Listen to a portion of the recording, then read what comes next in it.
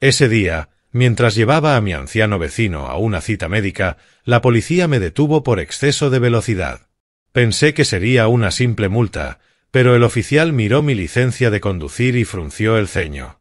Según el sistema, yo había sido declarado muerto hacía 2 años. Necesitamos llevarlo a la comisaría para verificar su identidad, me dijo. Sentí que el corazón se detenía en mi pecho.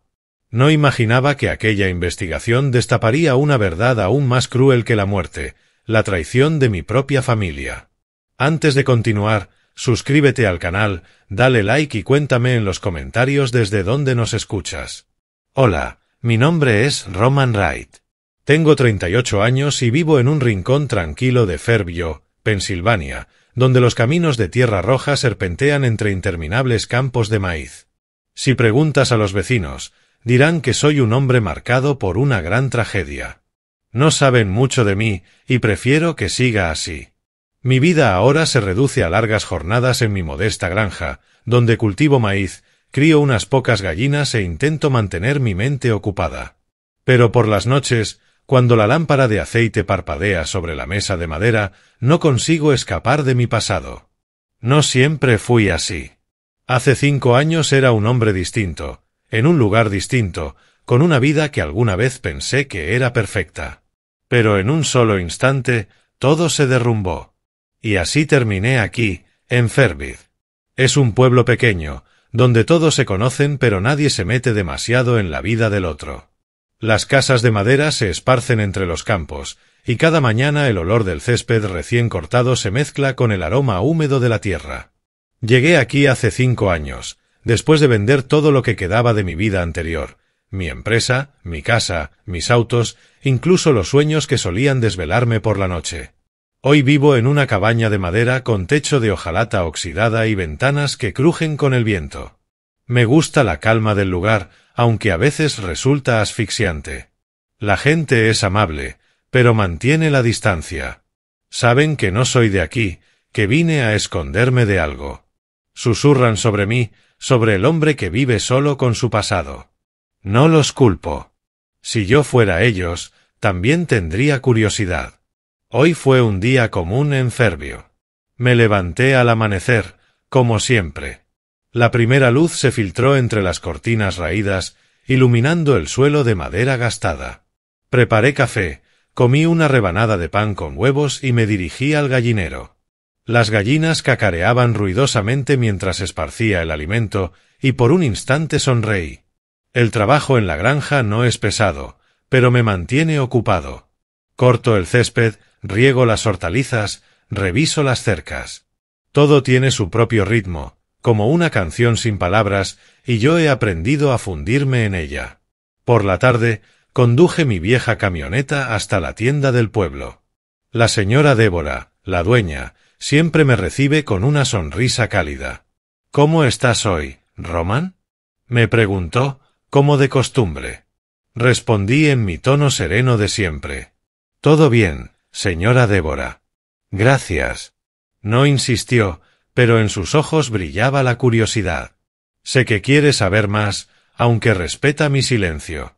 Compré lo básico, leche, pan, algunos clavos para reparar la cerca, y volví a casa. Al caer el sol, me senté en el porche a mirar el maizal meciéndose con la brisa. El olor de la tierra y la hierba se mezclaba con el canto constante de los grillos. Ese es mi momento favorito del día, cuando el mundo parece detenerse y puedo fingir que pertenezco aquí. Pero aquella noche, algo se sintió diferente. Al entrar, mis ojos se posaron en una foto sobre la mesa, Angela y Rebeca, mi difunta esposa e hija. Al mirarlas, sentí como si intentaran decirme algo. Un dolor familiar me atravesó el pecho. Me senté, tomé el marco entre las manos y, por primera vez en meses, me permití llorar. Mi historia, la verdad, no estoy listo para contarla. Pero esa noche sentí la necesidad de empezar. Quizá porque estoy cansado de huir. Quizá porque, por una vez, quiero ser honesto conmigo mismo. Hace 5 años, tenía 33 y vivía en Orlando, Florida, en una impresionante casa de cristal con vista a un lago reluciente. Era el director ejecutivo de Geraisen Travel, una agencia de viajes que había fundado desde cero. Organizábamos recorridos por todo el mundo, desde las playas de arena blanca de las Maldivas hasta las cumbres nevadas de los Alpes. Forbes llegó a llamarme la estrella emergente de la industria turística. Mis amigos me admiraban, mis colegas me respetaban, y yo creía estar viviendo el sueño americano. Tenía un Porsche en el garaje, una colección de vinos caros y trajes italianos a medida. Pero, por encima de todo, tenía a Angela, la esposa que cualquier hombre desearía, y a Rebecca, nuestra hija de 4 años, con una sonrisa tan brillante como el sol. Mi vida entonces era como un cuadro perfecto, pero si mirabas de cerca, se notaban las grietas. El trabajo era el centro de mi mundo. Me levantaba a las 5 de la mañana, revisando correos en cuanto abría los ojos, y trabajaba hasta medianoche. Reuniones interminables, constantes viajes de negocios, acuerdos arriesgados. Todo era combustible para mantener a Geraisen Travel en la cima. Pero el precio era el tiempo.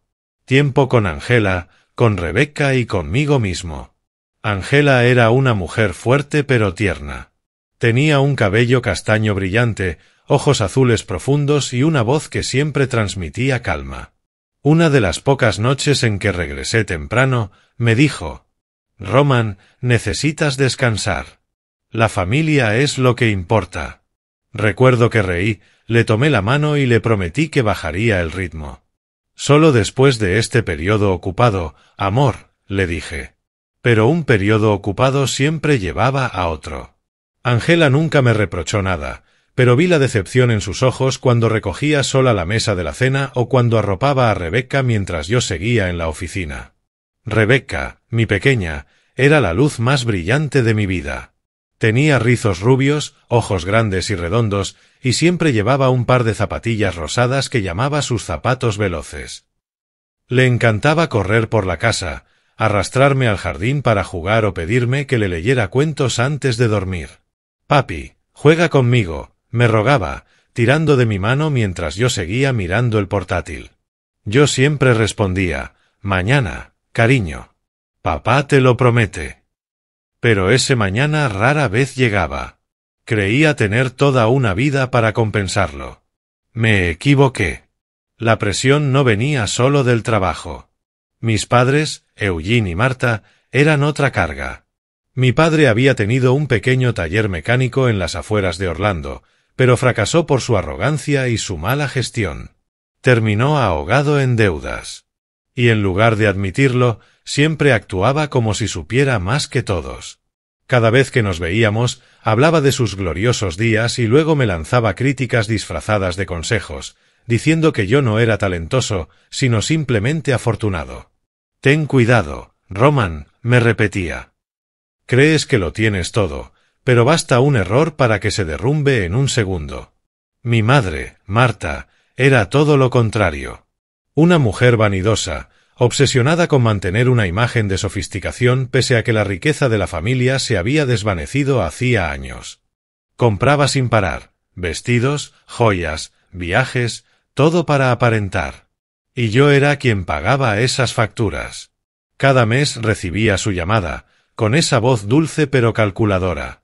«Roman, ¿puedes ayudar a tu madre? Solo unos miles para cuidar de tu padre».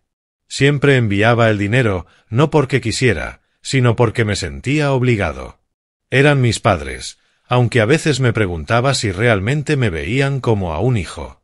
La presión del trabajo, de la familia y de mí mismo seguía acumulándose. Geraisen Travel estaba en su punto más alto, pero la industria se volvía cada vez más despiadada. Los accionistas exigían ganancias mayores.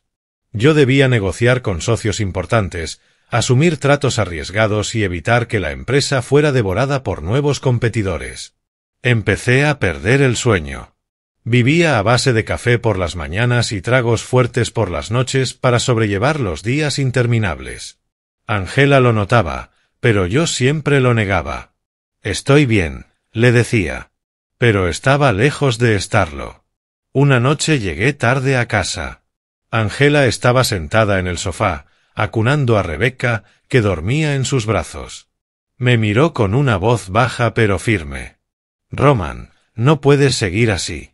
Rebecca necesita a su padre y yo necesito a mi esposo. Quise abrazarla, prometerle que cambiaría, pero mi teléfono vibró. Un socio de Europa llamaba por un asunto urgente. Le lancé a Angela una mirada de disculpa y salí al balcón a contestar. Cuando regresé, ella ya estaba en la cama, lo único que vi fue su silueta en la oscuridad. En esos días yo era como un equilibrista, intentando mantener en balance el trabajo, la familia y las expectativas que me rodeaban. Creía que podía con todo, que era lo bastante fuerte para sostenerlo. Me equivocaba. Un fin de semana decidí llevar a Angela y a Rebecca de compras, esperando que un día en familia aliviara la tensión. No sabía que ese sería el día en que lo perdería todo. Era un radiante domingo por la mañana en Orlando. El sol dorado bañaba las calles bordeadas de palmeras. Angela llevaba un vestido azul claro, su cabello castaño recogido en lo alto y su sonrisa suave parecía disipar todo mi cansancio. Rebecca, mi pequeña, brincaba con sus inseparables zapatillas rosadas, abrazando a una muñeca que llamaba Princesa Gato. «Papi, hoy quiero un helado gigante», dijo con los ojos brillantes. Reí, despeinando su cabello. «Está bien, princesa. Hoy papá va a consentirte». Angela me miró, con amor pero también con preocupación. «Hoy nada de trabajo, ¿verdad, Roman?», preguntó, con voz suave pero directa. Levanté las manos, sonriendo ampliamente. «Ni teléfono, ni portátil. Hoy es solo para la familia». En ese instante, realmente creí que podía cumplirlo. Conduje la camioneta por la autopista. Rebecca cantaba en el asiento trasero una canción infantil, moviendo sus zapatillas al ritmo. Angela me habló de sus planes para llevar a Rebecca a Disney World la semana siguiente, su voz llena de ilusión. «Vendrás con nosotras, ¿verdad?», preguntó, apoyando su mano sobre la mía. Asentí, pero mi mente ya se desviaba hacia la agenda de la próxima semana, una reunión clave con un socio en Dubái. «Claro, amor», respondí, aunque mi voz carecía de la convicción que quería transmitir. Entonces sonó mi teléfono. Miré la pantalla. Jack, el director financiero de la empresa. Seguramente era algo menor, pensé, y contesté. Angela me miró, negando con la cabeza. «Roman, lo prometiste». Levanté un dedo, señal de solo un minuto. «Jack, ¿qué ocurre?», pregunté, con urgencia. Jack empezó a hablar de un problema financiero y de una inversión en riesgo. Sentí ese viejo calor de estrés ardiendo en mis venas. Traté de concentrarme, manteniendo la vista en la carretera, pero mi mente estaba atrapada en números, riesgos y consecuencias. «Roman, suelta el teléfono», dijo Angela, ahora con firmeza. Su tono ya no era suave, sino cansado y frustrado. Rebecca empezó a cantar más fuerte, como queriendo recuperar mi atención. Giré la cabeza para sonreírle, aún con el teléfono en la mano. «Un minuto más, cariño», le dije. «Un minuto». Eso fue todo lo que bastó para que mi vida se derrumbara.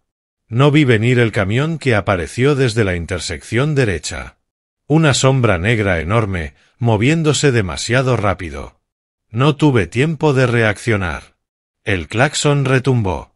El grito de Angela, «Roman», se mezcló con el sonido aterrador del metal al estrellarse.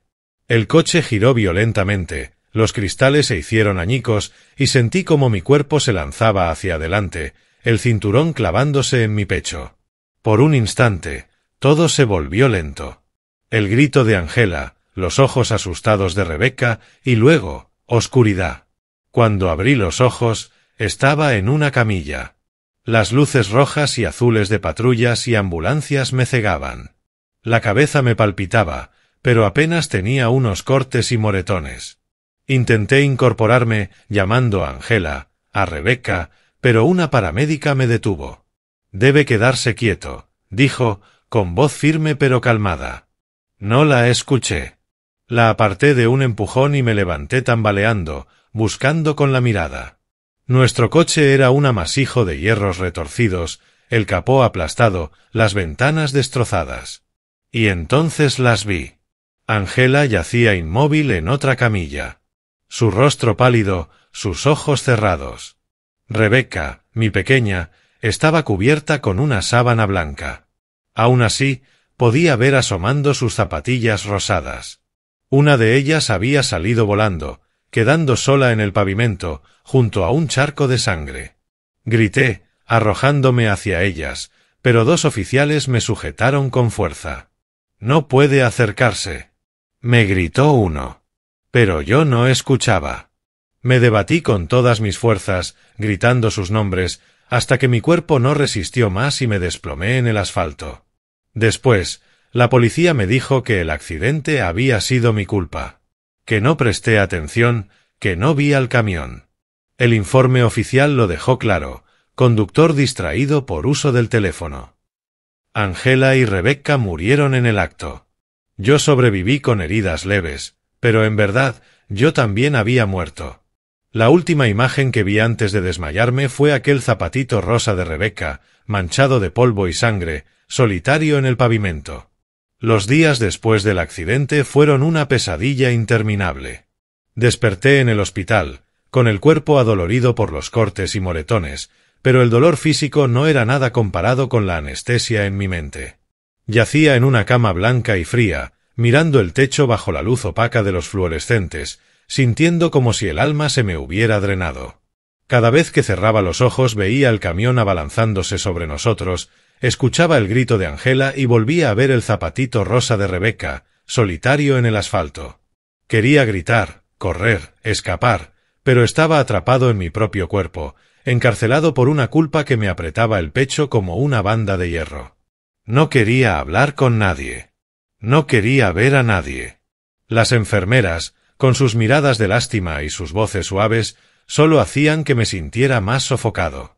Yo deseaba que me dejaran hundirme en la oscuridad, fingir que todo había sido un mal sueño. Mis padres vinieron, y por un instante ingenuo creí que me darían consuelo. Mi madre entró con los ojos rojos y las manos temblorosas al abrazarme. Pero no sentí calor. Lloraba, sí, pero sus lágrimas parecían ser por ella misma, por la fachada refinada que siempre intentaba mantener. Lo tenías todo. ¿Cómo pudiste dejar que todo se viniera abajo? Me dijo, con una voz quebrada pero punzante. Sus palabras no fueron consuelo, fueron una acusación, como si yo hubiera destruido mi vida a propósito. Mi padre, sentado en un rincón, habló poco, pero su mirada fría y juiciosa me hizo sentir no solo un fracaso, sino un criminal. ¿Cómo pudiste hacer esto, Roman? Preguntó con voz baja, pero cortante. Aparté el rostro, incapaz de responder. No tenía palabras para justificarme. Por dentro quería gritar, yo no quería esto. No quería perderlas. Pero permanecí en silencio, dejando que su reproche se mezclara con la voz interior que me acusaba de asesino. El funeral de Angela y Rebecca se celebró bajo una lluvia constante, como si el cielo llorara en mi lugar. Frente a sus dos pequeños ataúdes sentí que mi corazón se partía en pedazos filosos. El ataúd de Angela, adornado con flores blancas, me recordaba su sonrisa serena, los momentos en que tomaba mi mano y me aseguraba que todo estaría bien. El ataúd de Rebecca, tan dolorosamente pequeño, me derrumbaba por dentro. En mi mente la imaginaba aún con sus rizos rubios, sus zapatitos rosados, llamándome Super Papi y pidiéndome un cuento antes de dormir. Pero ella ya no estaba. Y yo, el hombre que debía protegerla, la había empujado a la oscuridad. Amigos, colegas y familiares murmuraban sus condolencias, pero yo no miraba a nadie. Sus ojos, cargados de compasión o de juicio, me hacían querer desaparecer. Me quedé ahí, empapado bajo la lluvia, con los zapatos hundidos en el barro y las manos temblorosas aferradas a una flor blanca que ni siquiera recordaba haber recogido. Quise disculparme, arrodillarme ante los ataúdes de Angela y Rebecca y gritar que las amaba más que a mi propia vida. Pero las palabras se me atragantaban, sofocadas por una culpa que giraba dentro de mí como un cuchillo. Me limité a quedarme allí, dejando que la lluvia se mezclara con mis lágrimas, que el dolor me atravesara hasta los huesos, preguntándome si algún día podría ser digno de perdón. Esa noche, de regreso en nuestra casa vacía, me senté en la sala frente a las pertenencias de Angela y Rebecca. El vestido de Angela aún colgaba en el armario. Los zapatitos rosados de Rebecca seguían en el estante. Tomé uno de ellos, lo apreté contra mi pecho y lloré. Mis sollozos retumbaron en la fría casa como un eco maldito que jamás terminaría. Sabía que no podía seguir allí. Orlando, con todo su brillo y recuerdos, se había convertido en una prisión. Tenía que irme, escapar no del mundo, sino de mí mismo. En los días posteriores al funeral, vagaba como un fantasma por mi propia casa. Cada rincón guardaba rastros de Angela y Rebecca. El sofá donde Angela solía leer. El cómic favorito de Rebecca, abierto sobre la mesa. El aroma tenue del perfume de Angela flotando aún en el aire. No lo soportaba. Cada objeto, cada sonido, cada rayo de luz filtrándose por las ventanas era un cuchillo clavándose en mi pecho. Los medios no daban tregua. Sus titulares me cortaban como cuchillas. CEO de Geraint Entravel en trágico accidente. Padre negligente pierde a su familia. No los leía completos, pero las frases se grababan en mi mente como un veredicto sin juez. Las miradas de los demás se convirtieron en una carga insoportable. Viejos amigos, colegas, incluso vecinos. Todos me miraban con una mezcla de lástima y condena. Lo tenía todo, susurraban a mis espaldas. Y mírenlo ahora. No los culpaba. Tenían razón. Lo había tenido todo. Y lo perdí por un momento de estupidez. Por una llamada que creí más importante que la vida de mi esposa y mi hija. Pero esa verdad no hacía más fácil el dolor. Solo me hacía desear desaparecer. Decidí vender la empresa. Geraint Entravel, el proyecto al que había entregado mi sudor y mi alma, ya no era más que un recordatorio de lo que había sacrificado. Los accionistas protestaron, pero no me importó. Firmé los papeles, liquidé mis acciones, pagué las deudas de mis padres y usé el resto del dinero para cortar todo lazo con mi pasado. La glamorosa casa de cristal frente al lago, el porche, la colección de vinos, todo fue vendido. No me quedé con nada, excepto con un portarretratos familiar y los zapatitos rosados de Rebecca. Eran los últimos fragmentos de mi vida anterior, fragmentos que no podía soltar aunque me desgarraran cada vez que los miraba. Elegí Fairview, Pensilvania, como refugio. De joven había llevado clientes allí en excursiones, cuando Geraint Entravel apenas daba sus primeros pasos. Recordaba los interminables campos de maíz, los caminos polvorientos de tierra roja y la sencillez de la gente, que poco se preocupaba por la fama o la riqueza. Fairview, con su silencio y soledad, parecía el lugar perfecto para desaparecer. Alquilé una vieja cabaña de madera en las afueras del pueblo, con techo de hojalata oxidada y ventanas que crujían con el viento. La casa era pequeña, apenas suficiente para una persona, pero para mí era un mundo entero. Un mundo donde podía ocultarme de los ojos de los demás e incluso de los míos. Durante mis primeros días en Fairview apenas salía de la casa. Me quedaba en la oscuridad, acompañado solo por la luz titilante de una lámpara de aceite. No podía dormir. Cada vez que cerraba los ojos veía el camión abalanzándose, escuchaba el grito de Angela. Me despertaba empapado en sudor, con el corazón latiendo tan fuerte que parecía a punto de estallar. Empecé a beber, no porque disfrutara hacerlo, sino porque el alcohol lograba adormecer las pesadillas, aunque solo fuera por unas horas. Pero ni siquiera eso podía borrar la culpa. Me preguntaba cientos de veces, ¿y si hubiera bajado el teléfono? ¿Y si hubiera escuchado a Angela? ¿Y si hubiera prestado atención al camino? ¿Habría cambiado algo? Mis padres llamaron algunas veces después del funeral. Mi madre lloraba, ofreciendo palabras vacías de consuelo, mientras mi padre permanecía más callado. Pero en su voz se notaba la culpa que me echaba encima. «Tienes que seguir adelante, Roman», me dijo mi madre una vez. Pero yo escuchaba la impaciencia en su tono, como si mi tragedia fuera un estorbo. Unos meses después, volvieron a pedirme dinero, como si lo que había ocurrido en mi vida fuese apenas un inconveniente menor en la suya. Estamos pasando dificultades. ¿Puedes ayudarnos?, me dijo mi madre, con su voz dulce como siempre. Les envié el dinero, no porque quisiera, sino porque ya no tenía fuerzas para discutir. Corté el contacto con casi todos, viejos amigos, colegas, familiares. No respondía llamadas, no abría correos. Quería aislarme, castigarme con soledad.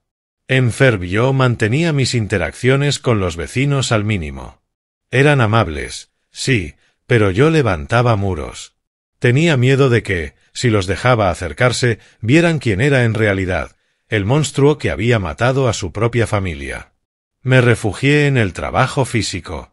Cultivaba un pequeño terreno detrás de la casa, sembraba maíz, criaba gallinas.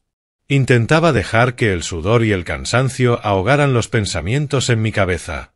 Pero por las noches, cuando todo estaba en silencio, los recuerdos regresaban, agudos e implacables. Una tarde, mientras reparaba una cerca, un anciano apareció en la entrada. Llevaba una camisa gastada, el cabello blanco relucía bajo el sol, y sus ojos, brillantes pero surcados por arrugas, irradiaban vida. «Tú eres el nuevo por aquí, ¿verdad?», preguntó con voz cálida. Asentí, sin ganas de hablar demasiado. Se presentó como Russell Moore, un soldado que vivía en una cabaña de madera no muy lejos. Traía una cesta de tomates, diciendo que su huerto había dado demasiados. «Parece que te vendría bien un amigo», añadió, con una sonrisa sencilla pero genuina. Quise rechazarlo, pero había algo en su mirada que me lo impidió. Russell se convirtió en la única persona con la que hablaba en Fairview. Nunca preguntó por mi pasado. No me juzgó. Me contaba historias de su vida, de la guerra, de las cicatrices en su cuerpo y en su alma, de la familia que lo abandonó cuando regresó de Vietnam. Vivía solo con un perro viejo llamado Rusty, cultivaba verduras, arreglaba cosas para los vecinos y escribía en un diario cada noche para evitar que su mente se quebrara. «La guerra no me mató», me dijo una vez. «Y tampoco lo hará el dolor. Sigues vivo, Roman. Eso significa que todavía tienes una oportunidad». Sus palabras eran como una pequeña llama en medio de la oscuridad. Yo no creía merecer esa oportunidad, pero Russell no se rindió. Pasaba seguido por mi casa, a veces con verduras frescas, otras solo para sentarse a tomar café y hablar del clima. Nunca me presionó para hablar de mi historia. Pero a veces me miraba con unos ojos que parecían entender más de lo que yo decía.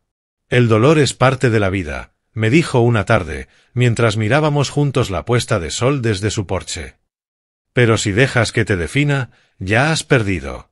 Habían pasado 5 años en Fairview, y poco a poco comencé a encontrar un nuevo ritmo, frágil pero real. Mis días giraban en torno a la granja, sembrar al amanecer, reparar cercas al atardecer. El sudor y el cansancio mantenían a raya, aunque nunca del todo, a las pesadillas.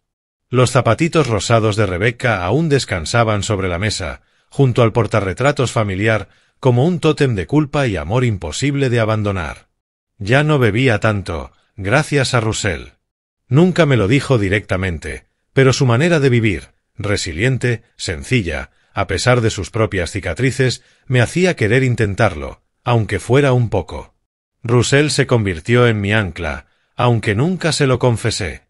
Me compartía historias de la guerra, de los amigos caídos, de cómo sobrellevaba el PTSD escribiendo en un cuaderno y cuidando de Rusty. «Escríbelo, Roman», me dijo una vez, entregándome un viejo cuaderno. «No tiene que ser bueno, solo tiene que ser verdadero». Lo intenté, pero cada vez que tomaba la pluma, apenas lograba escribir unas líneas antes de que la imagen de aquel zapatito rosa inundara mi mente. Entonces cerraba el cuaderno de golpe. Russell no insistía.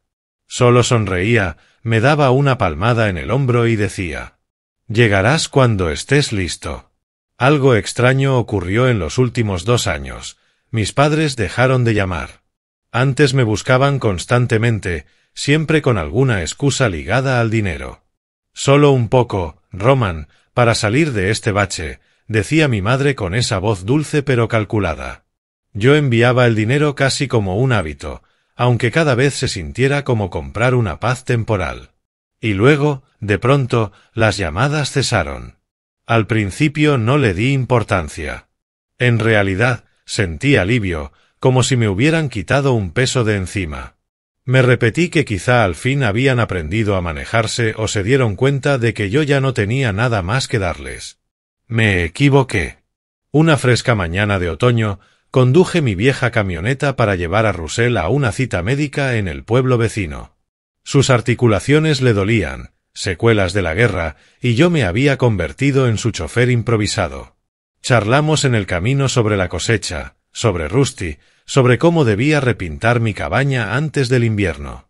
Aceleré un poco en el camino desierto, sin pensarlo demasiado, hasta que unas luces intermitentes de la policía aparecieron en el retrovisor. Me detuve con un suspiro. Seguramente por exceso de velocidad, le dije a Russell, intentando sonar tranquilo. Él rió entre dientes. Cuidado, Roman. No dejes que te claven una multa grande. El oficial, un hombre de mediana edad con rostro severo, se acercó. Licencia y registro, pidió con voz seca. Se los entregué, convencido de que sería una infracción menor, quizá unos cientos de dólares. Pero su mirada se endureció al ver mi licencia. Volvió a mirarme, después al documento, y otra vez a mí. Su expresión se tensó, como si algo no encajara. Espere un momento, dijo, regresando a su patrulla con mis documentos en la mano. Un escalofrío recorrió mi espalda, aunque no sabía bien por qué. Russell me observó con el ceño fruncido. ¿Pasa algo, Roman? No lo sé, respondí, sintiendo que mi corazón se aceleraba. El oficial regresó acompañado de un colega. Se quedaron de pie junto a mi camioneta, hablando en voz baja. Luego el primero me miró fijamente, con los ojos cargados de sospecha. «Roman, ¿verdad?», preguntó, con un tono lento y deliberado. Asentí, mientras la inquietud me trepaba por dentro. «¿Puede bajar del vehículo? Necesitamos hablar». Obedecí, con las piernas temblorosas, no por miedo a una multa, sino por el tono del oficial, que sonaba como el inicio de una nueva pesadilla. Russell me observaba desde la camioneta, con el rostro marcado por la preocupación. El policía me condujo unos pasos más allá y habló en voz baja, como intentando mantener la calma. Según nuestros registros, Roman Wright murió hace 2 años. Sentí como si me hubieran golpeado en el rostro. ¿Qué?, balbuceé, la voz quebrada. ¿De qué está hablando? Estoy aquí, vivo. El oficial me examinó con una mezcla de duda y confusión.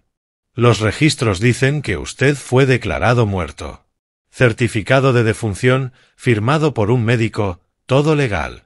Necesita acompañarnos a la comisaría para aclarar esto. Mi cabeza dio vueltas, el suelo bajo mis pies parecía desmoronarse.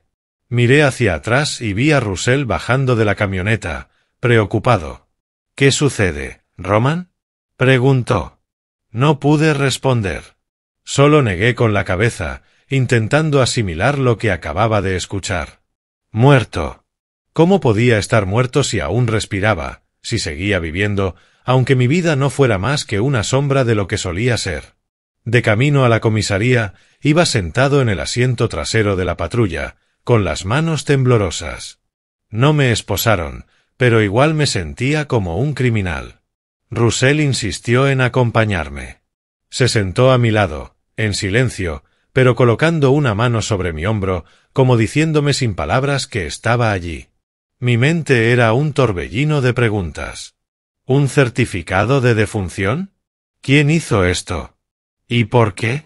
La atmósfera en la comisaría era pesada, como una tormenta a punto de estallar. La sala de interrogatorios era pequeña y sofocante, con paredes grises y una mesa metálica helada.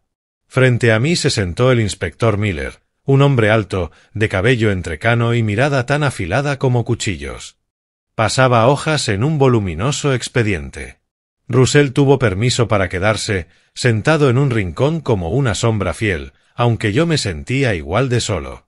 Señor Wright, comenzó Miller, deslizando unos papeles hacia mí. Este es su certificado de defunción. Su voz era calmada, pero cortante. Miré el documento y sentí que el corazón se detenía. Mi nombre, mi fecha de nacimiento y una fecha de muerte, 15 de marzo, hace 2 años. Causa, accidente de tráfico. El color se me fue del rostro. Esto no soy yo, dije, la voz temblando. No estoy muerto. Estoy aquí sentado. El inspector me miró sin expresión. Sabemos que está aquí. Pero según el sistema, usted es un hombre muerto. Y hubo un pago de seguro de vida sustancial al beneficiario. ¿Sabe quién era ese beneficiario? Negué con la cabeza, aunque en lo más profundo empezaba a unir las piezas. Mis padres, susurré, con la voz quebrada. Miller asintió, como si ya lo supiera. Correcto. El señor Eugene y la señora Martha Wright. Recibieron millones de dólares de la aseguradora hace 2 años. Y ahora usted aparece vivo. Entiende por qué necesitamos aclarar esto, ¿no? Tragué saliva con dificultad, la garganta seca. No lo sé. Son mis padres. Ellos no, pero mis palabras se apagaron. Porque en lo profundo ya lo sabía. Las llamadas que se volvieron silencio. La falsa sensación de alivio cuando desaparecieron de mi vida. Todo encajaba como piezas de un rompecabezas aterrador. Miller deslizó otro documento. Un informe de la unidad antifraude del FBI. Los contactamos en cuanto revisamos su licencia. Estarán aquí en unas horas. Esto no es un error administrativo, señor Wright. Es un fraude organizado. FBI. Esas siglas resonaron en mi cabeza como una bomba de relojería. Nunca imaginé estar enredado en algo tan enorme. Llegaron antes de lo que esperaba. 2 agentes vestidos de negro, rostros implacables. La primera, una mujer llamada agente Reyes, se sentó junto a Miller, abrió su portátil y giró la pantalla hacia mí. Hemos estado siguiendo su expediente desde que la aseguradora lo marcó, explicó con voz fría pero profesional. Usted compró una póliza de vida importante poco antes del accidente. Beneficiarios, sus padres. 2 años después, presentaron un certificado de defunción falso, realizaron un funeral privado con cremación y cobraron la indemnización. Tenemos pruebas. La pantalla mostraba transacciones bancarias. 3 millones de dólares transferidos a la cuenta de mis padres, retirados poco a poco.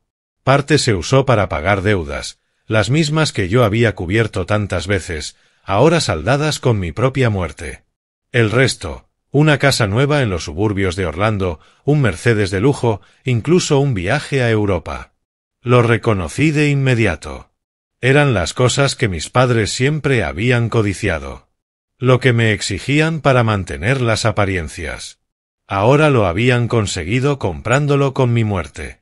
Esta es la firma de su médico de cabecera, continuó Reyes, señalando un documento escaneado. El doctor Arlon, quien lo atendió tras el accidente. Firmó que usted murió por complicaciones internas. Pero sus registros médicos muestran solo cortes menores. Y la funeraria, Eternal Rest, donde se realizó el funeral de su esposa e hija, presentó un informe de cremación privada sin cuerpo, sin cenizas, sin testigos, excepto sus padres. Negué con la cabeza, las lágrimas calientes nublando mi vista. No. No puede ser. Son mis padres. Después del accidente, vinieron al hospital, lloraron. Pero incluso mientras hablaba, recordé sus ojos. No era dolor genuino, sino cálculo. Mi padre, con su arrogancia y sus críticas, siempre tratando mi éxito como una deuda que debía pagarle. Mi madre, con sus facturas interminables, viéndome como un cajero automático humano. Reyes hizo una pausa, con un leve destello de compasión en la mirada. Ese gesto era lo que más odiaba, la lástima. Entendemos que esto es difícil. Pero las pruebas no mienten. Hemos monitoreado sus cuentas. Dejaron de contactarlo hace 2 años, justo cuando cobraron el dinero. No porque estuvieran de duelo, señor Wright, sino porque creían que usted había desaparecido para siempre. Y ahora que ha reaparecido, tendrán que enfrentar las consecuencias. Me senté en la sala de espera, con Russell a mi lado, mientras le contaba todo. Escuchó en silencio, sin juzgar, asintiendo lentamente. La familia no siempre es la de sangre, Roman, me dijo, con esa voz cálida como las noches junto a la fogata. A veces la familia es la gente que elige quedarse contigo cuando llega la oscuridad. Las palabras de Russell eran como medicina, pero el dolor seguía desgarrándome por dentro. Llamé a mis padres por primera vez en 2 años. La voz de mi madre sonó primero sorprendida, luego alterada. Roman, tú, estás vivo. Dios mío, nosotros pensamos... Mi padre le arrebató el teléfono, su voz rígida, tensa. No digas nada. Lo arreglaremos. Pero yo sabía que no quedaba nada por arreglar. La traición estaba al descubierto, desnuda y cruel. Esa noche, tumbado en un sofá de la comisaría, incapaz de dormir, imaginé sus rostros. La sonrisa arrogante de mi padre, ahora torcida por el miedo. Las lágrimas de cocodrilo de mi madre, no de arrepentimiento, sino de pánico a perder su nueva vida de lujos. Yo había perdido a mi esposa y a mi hija por mi propia imprudencia. Pero ellos, los que se suponía que me amaban sin condiciones, me habían matado de nuevo, no con un accidente, sino con tinta y codicia. Lloré, pero no de dolor, sino de rabia. Rabia contra mí mismo por confiar en ellos. Rabia contra ellos por traicionarme. Rabia contra la vida por ponerme a prueba de esta manera. Cuando salimos de la estación tras una larga noche, Russell me dio una palmada en el hombro. Has sobrevivido a esto, Roman. Y seguirás adelante. Tenía razón. Aunque en ese momento lo único que quería era desaparecer otra vez. Sin embargo, en lo más profundo comenzó a arder una chispa. No de venganza, sino de dignidad. De recuperar mi vida. Me enfrentaría a ellos en un tribunal, no por odio, sino porque merecía vivir, existir, aunque fuera solo en los papeles. La investigación avanzó como un torbellino, arrasándolo todo. El FBI registró la casa de mis padres en Orlando bajo orden judicial y halló documentos, correos electrónicos entre mi padre y el Dr. Arlon y un trato oscuro con el dueño de la funeraria. El Dr. Arlon, un anciano al que alguna vez confié mi salud, había vendido su integridad por unos miles de dólares. Confesó pronto, su voz temblando por teléfono. Dijeron que te habías quitado la vida después del accidente. Que necesitaban el dinero para un entierro adecuado. Me equivoqué. La funeraria fue más hermética, pero las cámaras de seguridad mostraron lo que había sucedido. Un funeral con un ataúd vacío y solo 2 asistentes, mis padres. En los días siguientes, el FBI siguió escarbando. Entrevistaron a viejos amigos, revisaron historiales financieros y destaparon aún más suciedad. Mi padre había usado parte del dinero para pagar deudas secretas de juego. Mi madre compró joyas y organizó fiestas ostentosas, viviendo como si estuviera en un sueño.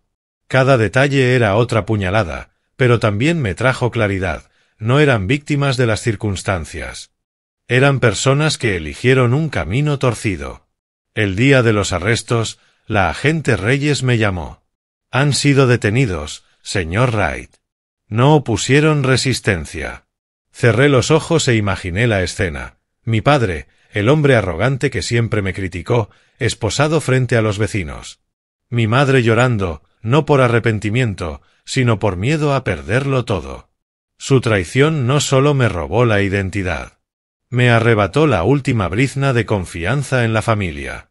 Pero en ese dolor encontré una nueva fuerza, la fuerza de seguir adelante, de enfrentar el juicio que se aproximaba y, en última instancia, renacer. El FBI me mantenía al tanto del caso. Mis padres, el Dr. Arlon y el dueño de la funeraria Eternal Rest, fueron acusados de una larga lista de delitos: fraude de seguros, conspiración y robo de identidad. La agente Reyes, Con su voz fría pero firme, me explicó que era un caso federal con posibles condenas de décadas en prisión. «Tenemos pruebas sólidas», dijo por teléfono. El certificado de defunción falso, las transacciones bancarias, los correos electrónicos, todo lo señala directamente. Pero prepárese. El juicio no será fácil, sobre todo cuando tenga que enfrentarse a ellos. Las semanas previas fueron un torbellino emocional. Regresé a la cabaña en Fairview, pero ya no se sentía como un refugio. Cada rincón, cada campo de maíz me recordaba la traición. Escribí más en mi diario, como Russell me había enseñado, intentando recomponer mi mente hecha pedazos. Hoy entiendo que la familia no siempre es la de sangre, escribí con la mano temblorosa. La familia es la gente que decide quedarse contigo, incluso cuando no te queda nada. El día del juicio llegó bajo un cielo gris y lluvioso, como si el cielo llorara en mi lugar. El tribunal de Orlando era un edificio frío, con pasillos interminables y el eco de los pasos sobre el mármol. Llevaba puesto un viejo traje, lo único que conservaba de mi vida anterior, aunque ya no me quedaba bien. Mis hombros estaban más estrechos, mi cuerpo marcado por los años de trabajo en Fairview. Russell se sentó a mi lado en la sala, su mirada firme como un faro en medio de la tormenta. «Eres más fuerte de lo que crees», me susurró. Yo apreté los puños para evitar que mis manos temblaran. Mi padre, Eugene, parecía mucho más viejo, con el cabello ralo y los ojos esquivando los míos como si fuera un fantasma al que no quería enfrentar.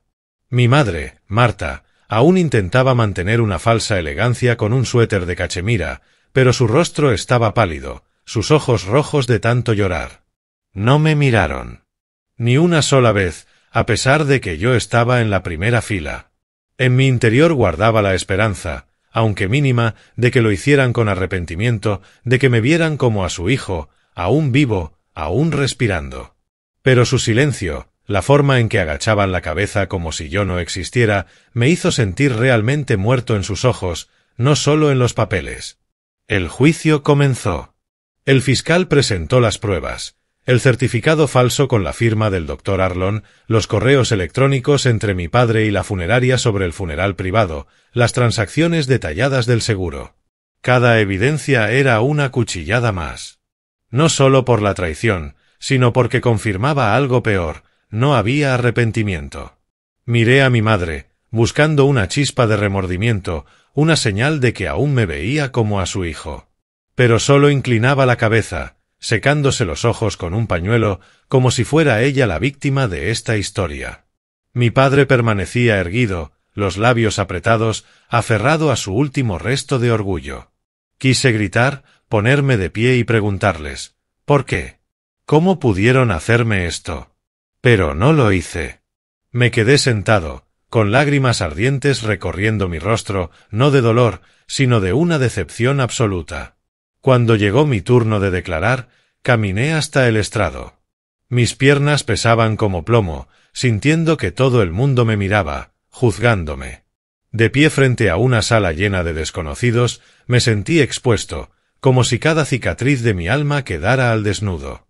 El fiscal me preguntó sobre mi vida después del accidente, por qué había dejado Orlando y por qué mis padres habían dejado de contactarme. Hablé, con la voz temblorosa pero clara, de mis años en Fairview, de cómo intenté reconstruir mi vida entre cenizas, del dolor infinito de perder a Angela y a Rebecca. Pero cuando miré a mis padres, las emociones me desbordaron. Los mantuve durante años, dije, con la voz entrecortada, mientras las lágrimas caían sin control. Hice todo por ayudarlos, incluso cuando lo había perdido todo, a mi esposa, a mi hija. Y aún así, ustedes me declararon muerto. Eligieron el dinero antes que a su propio hijo. Mi padre, por fin, levantó la mirada. Sus ojos no tenían remordimiento. Necesitábamos el dinero, Roman, dijo, con voz fría, como si explicara un negocio. Tú ya no estabas, eras inútil. Creí que lo entenderías. Sus palabras me golpearon como un puñetazo directo al corazón. Mi madre sollozaba, pero lo que dijo fue aún más cruel.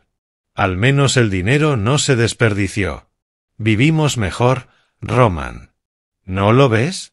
Aparté el rostro, sin querer que me vieran quebrarme. Mis lágrimas no eran de dolor, sino de ira, de la devastadora decepción de comprender que nunca fui realmente su hijo. Solo fui una herramienta. Y cuando esa herramienta perdió su valor, no dudaron en desecharla. Mi corazón se desgarró de nuevo, no porque los hubiera perdido, sino porque había perdido el último hilo de fe en lo que alguna vez llamé familia. El fiscal terminó de interrogarme, pero no recuerdo cómo regresé a mi asiento. Russell me tomó la mano, sin decir nada. Su sola presencia bastó para evitar que me derrumbara. El veredicto llegó al final de la semana.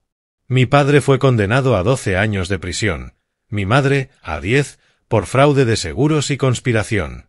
El doctor Arlon perdió su licencia médica y recibió 7 años. La funeraria Eternal Rest fue clausurada, y su dueño condenado a 5 años por complicidad. Mientras se leían las sentencias, mis padres no me miraron. Solo bajaron la cabeza, llevados en esposas, y yo sentí un extraño vacío. La justicia se había cumplido, pero eso no traería de vuelta a Angela y a Rebecca. No borraba el dolor de la traición.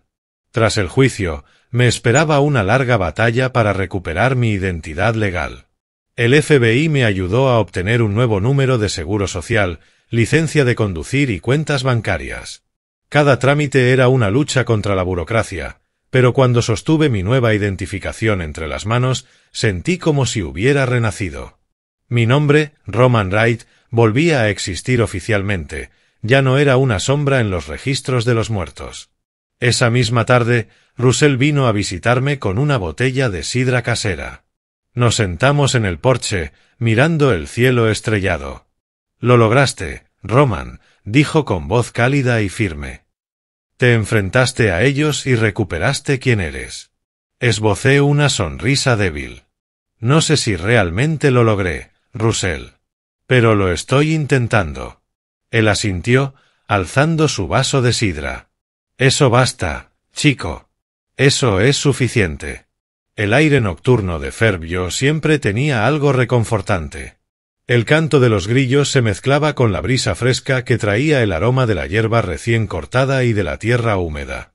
Me quedé allí, aferrado a mi vaso de sidra, sintiendo la presencia de Russell como un ancla firme en la tormenta que acababa de atravesar. El juicio había terminado.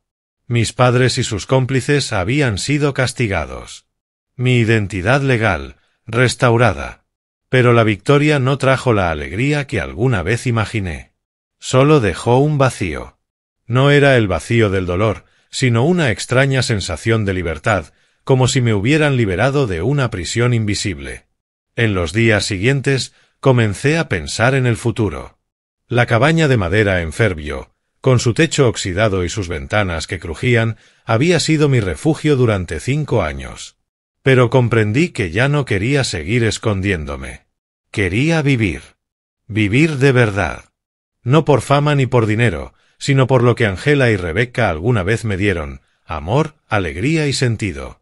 Quería construir algo, no solo para mí, sino para quienes me rodeaban, para la gente que me había aceptado sin necesitar saber mi pasado. La idea de una granja comunitaria llegó una mañana, mientras regaba las hortalizas al amanecer. Quería convertir mi pequeño terreno en un lugar donde la gente pudiera trabajar, compartir y hallar la paz que yo había encontrado en Fairview. No para ganar dinero, sino para crear comunidad, una nueva familia, no basada en la sangre, sino en la empatía y el apoyo.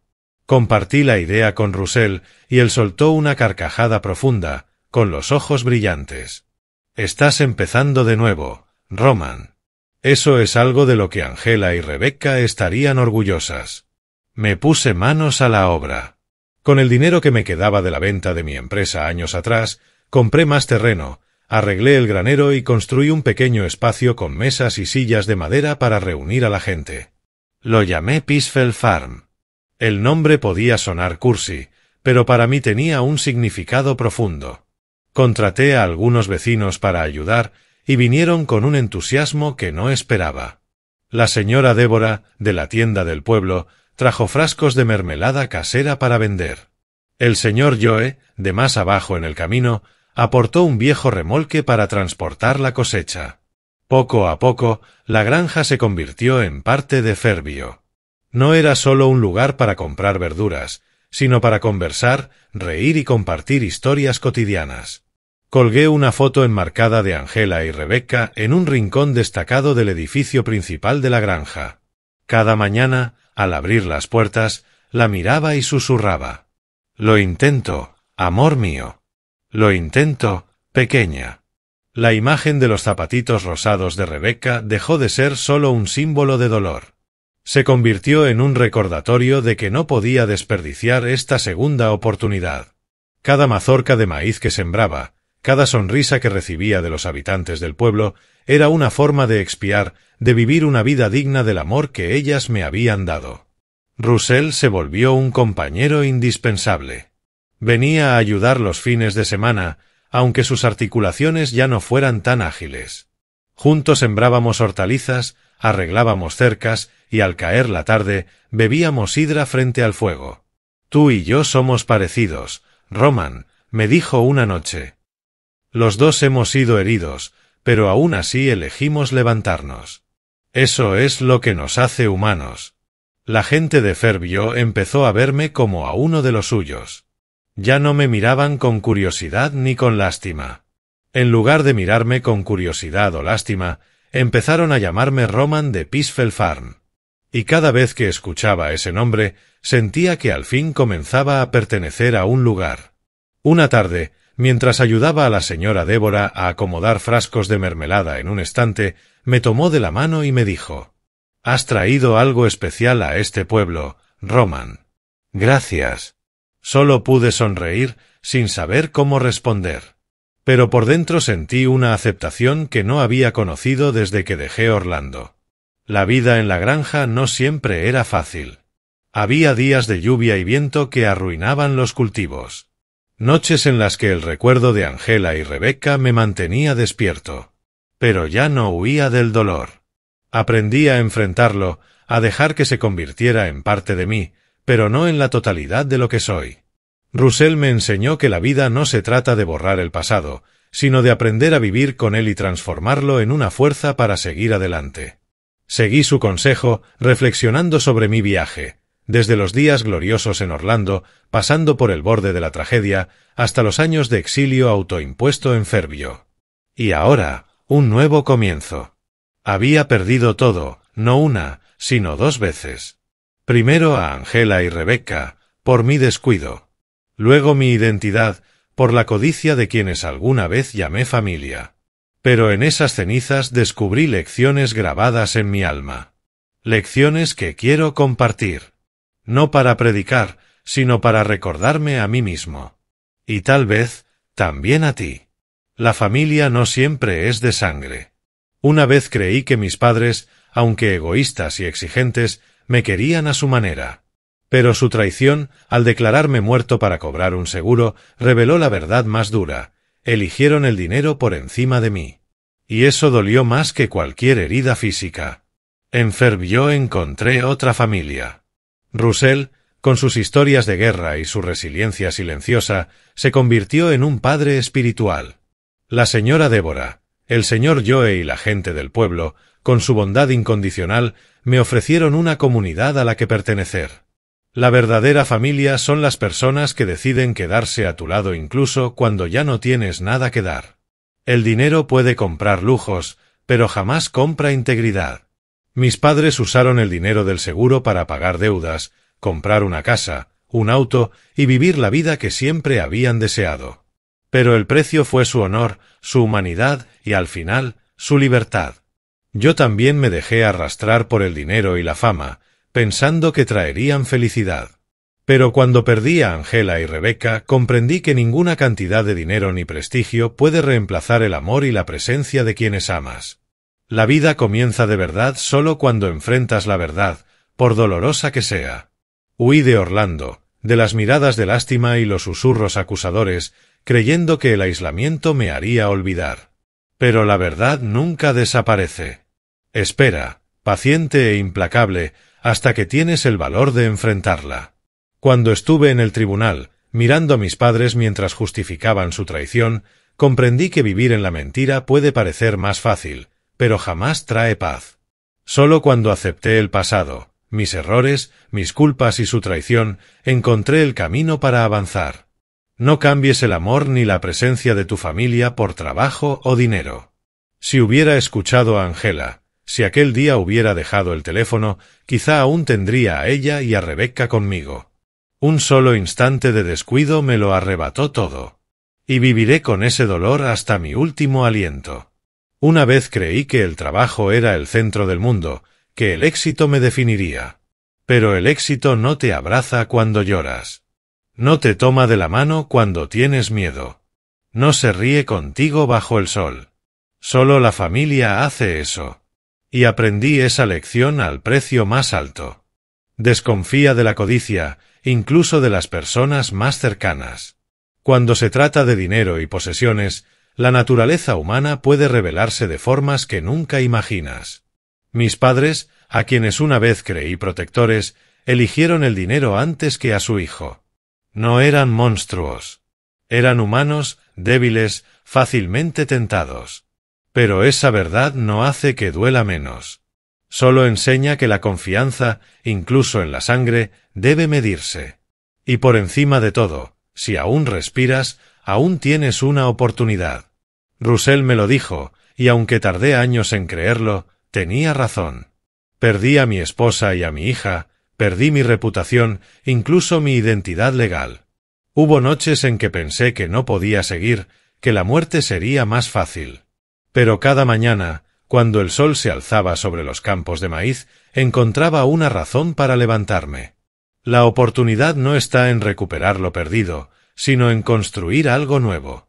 Una vida imperfecta, pero digna de ser vivida. Una tarde, al cerrar Peaceful Farm, me quedé en silencio frente a la foto enmarcada de Angela y Rebecca. El atardecer entraba por la ventana, iluminando sus sonrisas, y sentí que mi corazón se aligeraba. Ya no era Roman Wright de Orlando, el hombre de grandes sueños y errores aún más grandes. Era Roman de Fairview, el hombre que aprendía a vivir de nuevo, día a día, momento a momento. Les susurré, con la voz temblorosa pero firme. Lo perdí todo, pero también me encontré a mí mismo.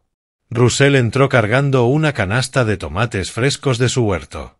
¿Hablando con ellas otra vez?, preguntó con una sonrisa suave. Asentí, devolviéndole la sonrisa. Ellas son mi luz, Russell. Y tú también lo eres. Él soltó una carcajada sincera, dándome una palmada en el hombro. Entonces está bien. Ahora ve por más sidra. Esta noche celebramos. Le hice caso. Y mientras nos sentamos bajo el cielo estrellado, sentí una paz profunda. Peaceful Farm, Fairview, Russell y toda la gente sencilla de alrededor. Ellos eran mi nueva familia, la prueba de que la vida, por dolorosa que sea, sigue valiendo la pena. Había perdido todo, pero también había encontrado un nuevo camino. Y mientras respire, seguiré recorriéndolo, cargando con el amor de Angela y Rebecca y con el recordatorio de que, por muy espesa que sea la oscuridad, la luz siempre está allí, esperando a que me atreva a encontrarla.